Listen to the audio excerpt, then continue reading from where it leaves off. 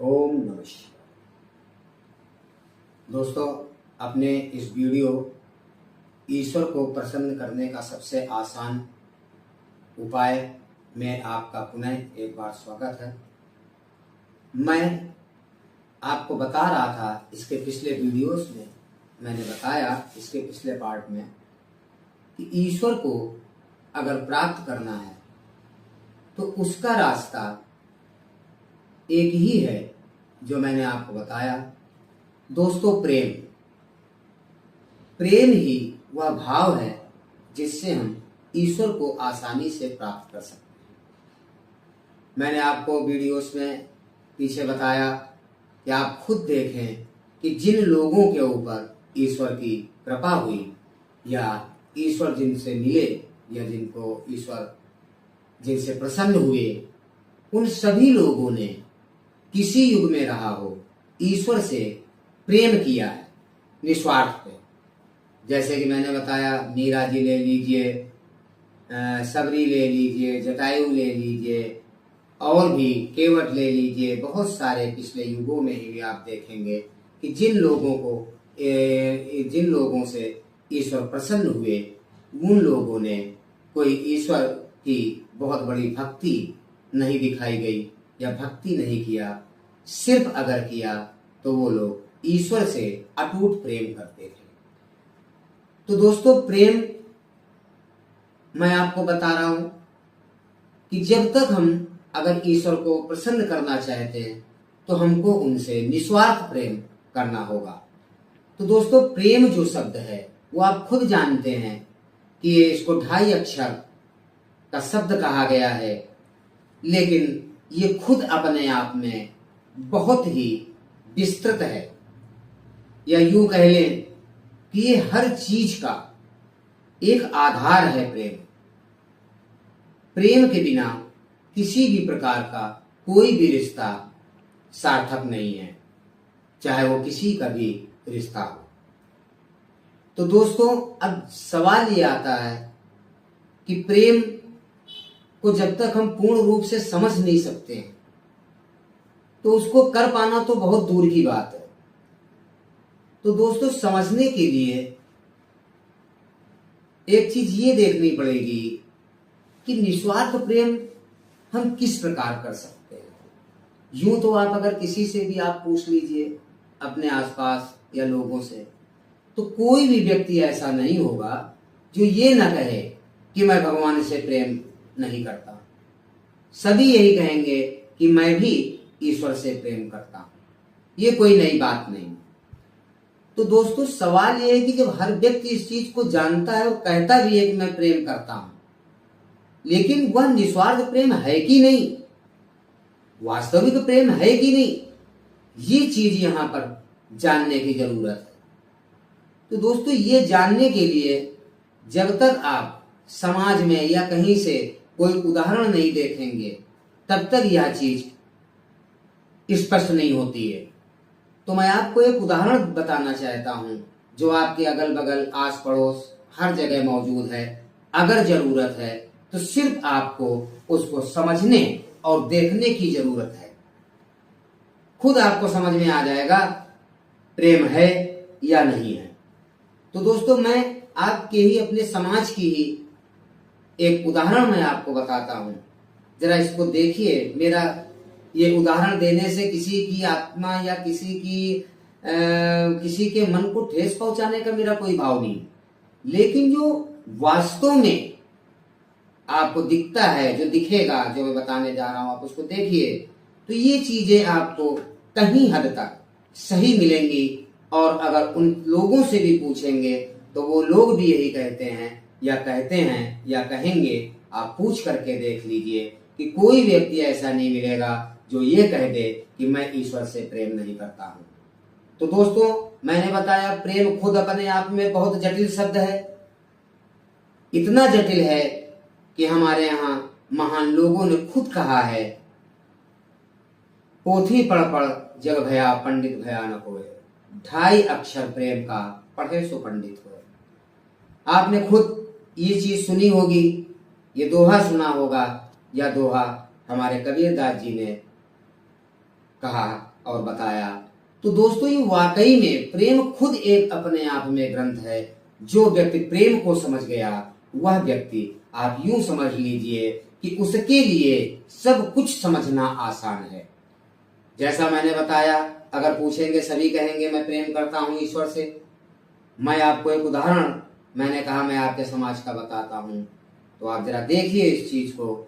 मेरा मन या मेरा ऐसा भाव नहीं है कि इस बात से किसी को भी मन में ठेस लगे, लेकिन जो वास्तविकता है, जो हमने देखा है, जो आप भी देख रहे होंगे या देखेंगे, मेरे बताने के बाद चेक करेंगे तो आप पाएंगे कि ये कहीं हद तक सही होता है। आप देखिए, सपोज करिए आप मंदिर मस्जिद जाते हैं, हर जगह आपने देखा होगा लोग आते हैं। मंदिरों में आप देखें हर व्यक्ति अपने अनुसार, अपनी क्षमता अनुसार मंदिर जाते समय या जब मंदिर जाता है तो वहां प्रसाद इत्यादि चढ़ाता है, और जिसकी जितनी जैसी क्षमता है, कोई 1000 रुपए किलो की मिठाई ले जा रहा है, कोई 100 रुपए किलो की मिठाई ले जा रहा है, कोई इससे भी ऊपर ले जा रहा है। बड़े बड़े लोगों को देखिए, इससे भी ऊपर जो उनकी क्षमता है ले जाते हैं। एक सीन जरा देखिए जो मैं आपको दिखाना चाहता हूं कि सपोज करिए आपने देखा होगा, हो सकता आपने देखा हो, एक व्यक्ति अपनी क्षमता अनुसार महंगी से महंगी मिठाई लेकर के मंदिर आता है, और भगवान ने उसको सब कुछ दिया हुआ है, धन दौलत ऐश्वर्य एवरीथिंग, सबसे संपन्न है वो, हर चीज उसके पास है। वह व्यक्ति आता है और वह व्यक्ति मंदिर में प्रसाद चढ़ाता है, और उस प्रसाद चढ़ाने के बाद जब वो बाहर निकलता है, आप देखिए हर मंदिर के आगे बहुत सारे गरीब बच्चे, गरीब लोग आपने देखा होगा। जब आप मंदिर से निकलते हैं या कोई व्यक्ति प्रसाद चढ़ा करके, खासकर जब बड़ा डिब्बा और कॉस्टली मिठाई वगैरह देख करके उसके हाथ में सारे बच्चे और गरीब लोग दौड़ पड़ते हैं। व्यक्ति प्रसाद देता है, 1 8 2 4 5 पीस देने के बाद लोगों को दे दिया, एक एक पीस या एक एक जो कुछ भी है। उसके बाद देखिए जब वो देखता है कि आगे और भी अभी लोग हैं, इस तरह से तो मेरा पूरा डिब्बा खाली हो जाएगा, तो वह व्यक्ति उस डिब्बे को बंद कर लेता है और लोगों से कहने लगता, उन बच्चों से कहने लगता है चलिए चलिए भाई, हो गया हो गया हो गया, समाप्त हो गया, और कहते हुए अपनी कार या गाड़ी जिससे आता है वह उसमें रख करके बैठ जाता है। इसके बाद वो कुछ नहीं देखता, अपने आप अपने घर पहुंचता है, और घर पहुंचने के बाद वह मिठाई का डिब्बा अपनी फ्रिज में या अलमारी में आराम से रख देता है। घर के सभी लोग उसको अपनी चॉइस अनुसार, अपनी इच्छा अनुसार खाते हैं, प्रयोग करते हैं। तो दोस्तों मैं आपसे ये चीज पूछना चाहता हूं, क्या ये प्रसाद है? अगर ये प्रसाद है, प्रसाद का मतलब तो ये नहीं है, प्रसाद का तो मतलब जहां तक मैंने सुना है, आपने भी सुना होगा, अधिक से अधिक लोगों में वितरित किया जाना चाहिए। प्रसाद को हम अपनी चॉइस के अनुसार भगवान को चढ़ा रहे हैं और उसके बाद अपने घर ला करके अपने फ्रिज और अलमारी में लगा लेते हैं। उसके बाद एक एक पीस करके खा रहे हैं, आनंद ले रहे हैं। तो आप खुद सोचिए, क्या यह प्रसाद, यह मिठाई, मैं ये नहीं कहता हूं उसके मन में क्या भाव है, भगवान के प्रति सभी अच्छा भाव रखते हैं, ये सही है।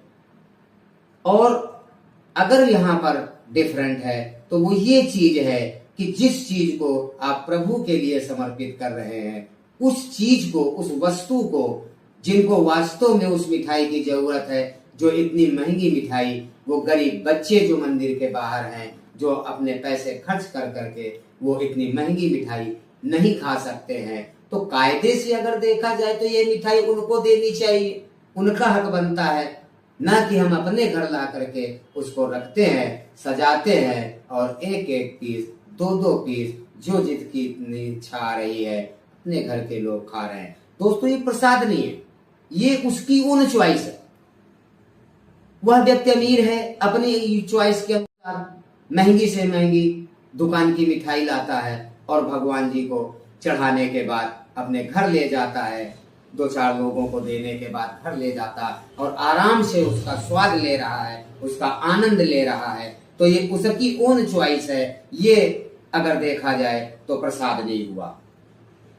अगर प्रसाद था तो प्रसाद पे सबका अधिकार है। मैंने बताया उन गरीब बच्चों का, उन गरीब लोगों का अधिक अधिकार है जो उस पैसे, अपने पैसे से इतनी महंगी मिठाई नहीं खरीद सकते, नहीं खाया है उन्होंने, उनको खिलाना चाहिए। अगर देखा जाए, क्या मैं गलत कह रहा हूं? वास्तव में उस मिठाई की जरूरत कहीं आपसे ज्यादा, अमीर लोगों से ज्यादा उन गरीब बच्चों को थी जिनकी क्षमता के बाहर है वो, लेकिन ऐसा नहीं करते। आप खुद देखिए, आप पाएंगे इस चीज को। और दूसरी तरफ आप देख लें, उन लोगों से भी आप पूछेंगे तो वो भी यही कहेंगे, मैं ईश्वर को बहुत प्रेम करता हूं और ईश्वर के लिए मैंने खरीदा। तो दोस्तों, मैंने आपको बताया ईश्वर कहीं नहीं है। ईश्वर अगर है तो सभी प्राणियों में है, कण कण में है। अगर हमको उसको प्रसन्न करना है तो हमने बताया इन लोगों का ध्यान हमको पहले देना चाहिए जिनको वास्तव में हमारी जरूरत है। आप देखिए, अमीर लोगों को देख लीजिए, जो अधिक पैसा जिनके पास आ गया, खुद तो बहुत कुछ खाते हैं, सब कुछ खाते हैं, लेकिन अगर किसी को खिलाने की अगर बारी आती, मैं नहीं कहता सब ऐसे हैं, सारे ऐसे नहीं हो सकते, लेकिन मोस्टली जहां तक मैंने देखा है या आप भी देखेंगे तो पाएंगे वह ये चीज लागू होती है। रेयर केस में मैं नहीं कहता, सभी लोग ईश्वर को मानते हैं। वो हमसे बड़े ज्ञानी हैं जो आज इतने अमीर और इतनी ऊंची जगह हैं, मैं ये नहीं कह रहा हूं, लेकिन कहीं ना कहीं हमसे जाने अनजाने में ऐसी गलतियां हो जाती हैं कि हम कहते तो हैं प्रेम है, लेकिन वह प्रेम नहीं होता। वहां पर कहीं ना कहीं स्वार्थ हमारा आड़े आ जाता है और उसको हम जान भी नहीं पाते। ये बारीक सी गलती हमारे लिए दुखदाई आगे बन जाती है या किसी कारण का, किसी अनहोनी का कारण बनकर हमारे सामने या लोगों के सामने प्रस्तुत हो जाती है। अभी मैंने बताया, और अंत में अपनी उम्र है, पैसा है, भगवान ने आपको सब कुछ दिया है। आप देखिए, लोग महंगी से महंगी मिठाई की दुकान पहुंचते हैं, कुछ भी पहुंचते हैं, जो मन आता है खा रहे हैं। लेकिन अगर कहीं दूसरे या गरीब के खिलाने की बात आ जाती है तो उसको एक आध पीस दे करके मन में ये सोचते हैं कि यह जाए, जबकि उनका कर्तव्य है। भगवान ने अगर आपको इतना सक्षम बनाया है तो जब आप इतनी सब कुछ खा सकते हैं तो इसको भी हमको इससे नहीं, कम से कम पूछ तो लेना चाहिए कि क्या और ये खाना चाहता है, या कोई भी गरीब व्यक्ति, कम से कम अगर आप खिलाते हैं तो इस बात का जरूर ध्यान रखें कि उसकी आत्मा अगर तृप्त नहीं है तो उस व्यक्ति को खिलाने न खिलाने का हमारे लिए कोई लाभ नहीं है। मैंने बताया, आप समाज में ऐसे भी उदाहरण आपने देखे होंगे। आप देखिए, भंडारा करते हैं, सब कुछ करा रहे हैं, लेकिन अगर कोई व्यक्ति 2 पूड़ी से 4 पूड़ी लेना चाहता है या दोबारा तिबारा आता है तो वह उसको भगाने लगते हैं और उसको मना कर देते हैं। तो दोस्तों, खुद सोचिए, जब आप ईश्वर से के बनाए बंदे से प्रेम नहीं कर सकते, ईश्वर के बनाए बंदे से निस्वार्थ प्रेम नहीं कर रहे हैं, उसको भी धोखे में रख रहे हैं, भगवान को भी धोखे में रख रहे हैं, तो मंदिर जाने से और पूजा करने से हमें क्या लाभ होगा? आप खुद सोचिए। मैं ये नहीं कह रहा हूं, मैंने किसी वीडियो में ये नहीं कहा कि मंदिर मस्जिद जाना खराब है। मंदिर मस्जिद जाइए, बेशक जाइए, ये ईश्वर की ओर बढ़ाया हुआ आपका कदम है, इसमें कोई आपको नुकसान नहीं है। लेकिन अगर उसके बनाए बंदों के साथ पक्षपात करते हैं, अमीरी गरीबी के हिसाब से उनको देखते हैं, तो ये हमारे लिए एक उल्टा कार्य है कि मंदिर भी जा रहे हैं और इसके विपरीत कार्य भी कर रहे हैं। वहीं पर आप दूसरा मैं उदाहरण आपको देता हूं। लोग कहते हैं मैं ईश्वर से प्रेम करता हूं, सभी कहते हैं, मैंने आपको बताया। आप देखिए अपने आसपास इस तरह के उदाहरण आपको दिख जाएंगे। आपने देखा होगा आजकल ऐसा एक ट्रेंड बन गया है, जिसको देखिए वह जानवरों को कुछ ना कुछ खिला रहा, खिलाते आपने देखा होगा, कोई कुत्ते को खिला रहा, कोई गाय को खिला रहा, कोई मॉडर्न ब्रेड खरीद ले रहा खिला रहा, कोई गुड़ खिला रहा, कोई कुछ गाय को खिला रहा, कोई कुत्ते को खिला रहा। यह एक चलन सा बन गया है।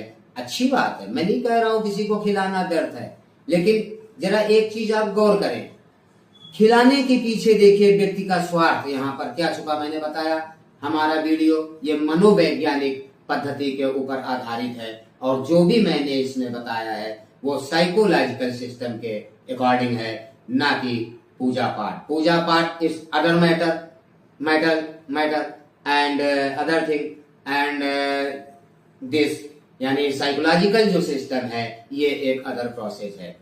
प्रोसेस सारे कार्य करते हैं। मैंने ये भी नहीं कहा कि मंदिर मस्जिद जाना या पूजा कार्य नहीं करती या ये कार्य करता है वो नहीं करती, सारे बराबर हैं। लेकिन अगर कुछ उसमें कमी है तो हमारी आपसे होती है कि हम कोई भी सिस्टम पूरी तरह से फॉलो नहीं करते। अगर मंत्र वगैरह का करना है मंदिर से कर, उसका सिस्टम जब तक हम पूरा फॉलो नहीं करेंगे उसका परिणाम हमको नहीं मिलता। यही क्लियर है और यही सत्य है जहां तक मैं समझता हूं। तो मैंने आपको बताया जानवरों को लोग खिलाते, आप देखिए जो लोग कहीं 1 किलो गुड़, 10 केले, 10 ब्रेड इस तरह से ले करके वह एक गाय को एक, दूसरी गाय को एक, तीसरी गाय को एक, चौथी गाय को एक, 5वीं गाय को एक, इस तरह से उसको वितरित करते और खिलाते हैं। देखिए यहाँ पर क्या हो सकता, आप सोचिए क्या सोच हो सकती व्यक्ति की कि जब एक गाय को खिलाने से पुण्य मिलता है तो मैं 10 गायों को अगर खिलाऊंगा तो और ज्यादा पुण्य मिलेगा। वेरी गुड, सही है, मैं इसके विपरीत नहीं हूं। लेकिन जरा यहाँ पर देखिए हो क्या रहा है। आप सपोज करिए आप 10 ब्रेड लेकर के जाते हैं और 10 गाय को एक एक खिलाते हैं, तो मैं आपसे पूछना चाहता हूं, आप जरा इसको देखिए, एक गाय को अगर आपने एक ब्रेड खिलाई है तो वह गाय की आत्मा तृप्त हो सकती है। आप खुद सोचिए इस चीज को, आपने 10 गायों को खिलाया और 10 गायों की आत्मा तृप्त है, 10 कुत्तों को 2-2 बिस्कुट खिलाए, 10 कुत्तों की आत्मा तृप्त है, आपको आशीर्वाद या दुआ कहां से मिल जाएगी? ये तो सीधा सा सिस्टम है। ईश्वर नहीं कहता आप 10 गायों को खिलाएं, 10 कुत्तों को खिलाएं, आप किसी एक को खिलाएं, लेकिन उसकी आत्मा प्रसन्न होनी चाहिए। जब तक व्यक्ति की आत्मा प्रसन्न नहीं है, मैंने बताया खाने वाले की आत्मा प्रसन्न नहीं, जो जीव खा रहा वह संतुष्ट नहीं, तो आपसे ईश्वर कैसे संतुष्ट हो सकता है? और देखिए बाद में रिजल्ट क्या होता है। जो लोग मैंने जी इस टाइप का जो जीवन जी रहे हैं, आप देखिए 40-50 की एज में जब वही अमीर व्यक्ति आ जाता है तो 10 बीमारियों का शिकार हो जाता है।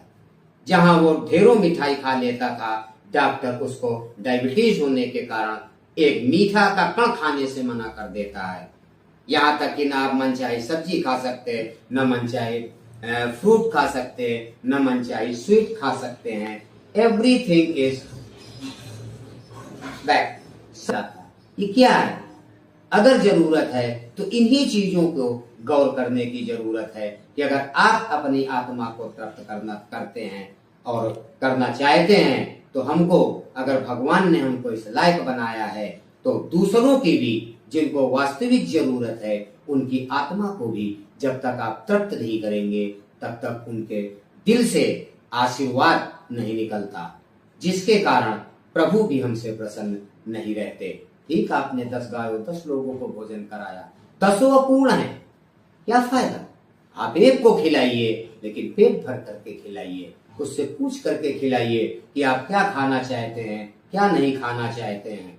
खिलाने वाले की अगर मर्जी का भोजन आप उसको खिलाते हैं तो वह संतुष्टि उसके लिए अलग मायने रखती है, और अगर किसी भूखे को अपने पसंद का भोजन आप कराते हैं तो वह आपकी पर्सनल संतुष्टि है, ना कि खाने वाले की है। तो दोस्तों यही वो छोटी छोटी ऐसी चीजें हैं जिनको हम समझते हैं ठीक कर रहे हैं और मैं भगवान से प्रेम कर रहा हूं, लेकिन ये वास्तविक प्रेम नहीं हुआ। यहाँ प्रेम के नाम पर अगर देखा जाए तो धोखा और छल लोगों के साथ हम कर रहे हैं, उसी का परिणाम है। मैंने आपको बताया, आप मोस्टली चेक कर लीजिए समाज में जितने अधिक संपन्न लोग हैं वह अधिक बीमार हैं। उसका यही कारण है, वो तो सर्वसंपन्न है, सब कुछ कर सकते हैं, क्यों इतना बीमार है? आप सोचिए, कहीं ना कहीं उनकी दिनचर्या में, उनके नियम का कर्तव्यों में पालन करने में वो कहीं चूक गए, कहीं चूक हो गई है, जिसके कारण इसका रिजल्ट या उसका परिणाम उनको भोगना पड़ता है। उसी के विपरीत देख लीजिए, जो व्यक्ति अमीर नहीं है, कोई ड्रामा नहीं, कोई आडंबर नहीं है, कुछ भगवान को नहीं चढ़ाता, मात्र सवेरे एक लोटा जल चढ़ा देता है, मजदूरी कर रहा है, मेहनत कर रहा, आप देख लीजिए, ना उसके कोई बीमारी होती है और ना ही वो कभी इस तरह की चीजों का शिकार होता। क्यों? वह अमीर नहीं है, भगवान ने उसको गरीब ही बनाया है। वह अपनी क्षमता अनुसार जीता है। अगर किसी को नहीं खिला सकता तो किसी के साथ धोखा भी नहीं करता। लेकिन जो संपन्न लोग हैं उन्हीं से ये गलतियां होती हैं और इसी से अहंकार भी जन्म लेने लग जाता है। धन अधिक आया, ऐश्वर्य अधिक आया, अहंकार ने जन्म लिया, आपने कर्तव्यों में चूक हुई, आपको उसका परिणाम भुगतना पड़ता है। तो दोस्तों, प्रेम जैसा कि मैंने बताया, निस्वार्थ प्रेम को समझना थोड़ा सा लंबी बात होगी, इसलिए आज का वीडियो हम यहीं पर समाप्त करते हैं। इसके आगे की चर्चा हम अपने अगले वीडियोस में करेंगे। तब तक के लिए शुभ रात्रि। ओम नमः शिवाय।